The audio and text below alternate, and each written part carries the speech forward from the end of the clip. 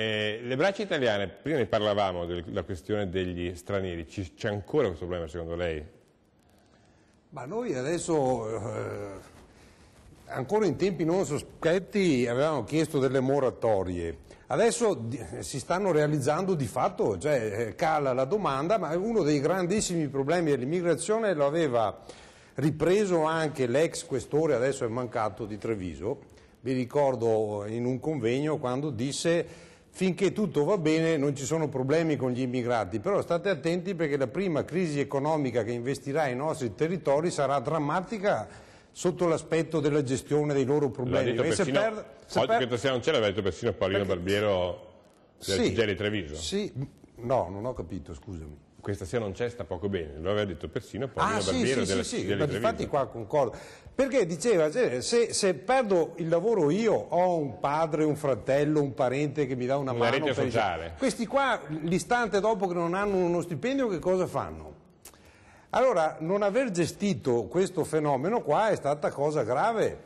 Soprattutto è stato grave nel 2007 non aver messo delle moratorie anche per far entrare i cittadini comunitari rumeni. Quando queste rogatorie sono state messe dalla Germania, dalla Francia, dall'Inghilterra, per farli entrare per lavorare, entravano in regime di quota. Questo succede in tutta l'Europa tranne che in Italia, e ne abbiamo fatti entrare quasi 1 milione in un anno. E questi qua che cosa stanno facendo? Sì, però dovete avere il coraggio di dire che la normativa sui flussi è regolata ormai da più di 7 anni da una legge che si chiama Bossi-Fini e che non è stata modificata. No, questa è un'altra cosa, lo sai? Ma allora... 2006, 1° gennaio 2007. Ma allora, no, perché... non puoi dire questa cosa qua.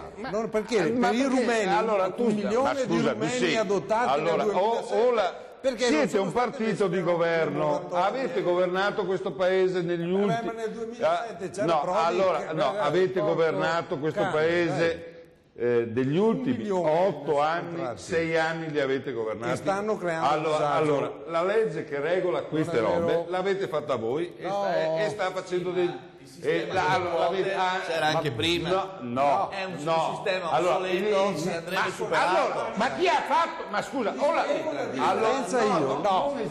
con la tuffa Napolitano si davano i permessi d'ingresso a chi voleva cercare un lavoro in Italia, voleva dire dare il permesso a tutto il mondo. Con la Bossi-Fini vengono dati i permessi a chi ha un lavoro e un alloggio. Voi avete fatto di peggio, perché avete fatto entrare 1 milione di rumeni senza nessuna tu hai ragione su una cosa, che noi abbiamo una grande responsabilità di non aver modificato una legge che anche l'attuale Presidente della Camera dice ingiusta e immorale, che porta anche il suo nome. Su questo hai ragione. In molti aspetti non è applicata. L'ha detto lui che è giusta e immorale. Ma non importa, però la dovete smettere di fare propaganda. La dovete smettere. Mi lasci finire di dire una cosa. Se vuoi. L'applicazione della Bossi-Fini per molti parti, soprattutto per quanto riguarda le cose. Perché la Germania, la Francia, l'Inghilterra e la Spagna li faceva entrare in regime di quota. Ti sto semplicemente dicendo che la normativa che regola i flussi in questo paese è stata fatta con legge approvata dal governo di centrodestra e si chiama legge Bossi-Fini e dimostra tutta la sua inefficacia, perché una badante ucraina che viene in questo paese non riesce a essere regolarizzata se non tramite dei falsi, va bene?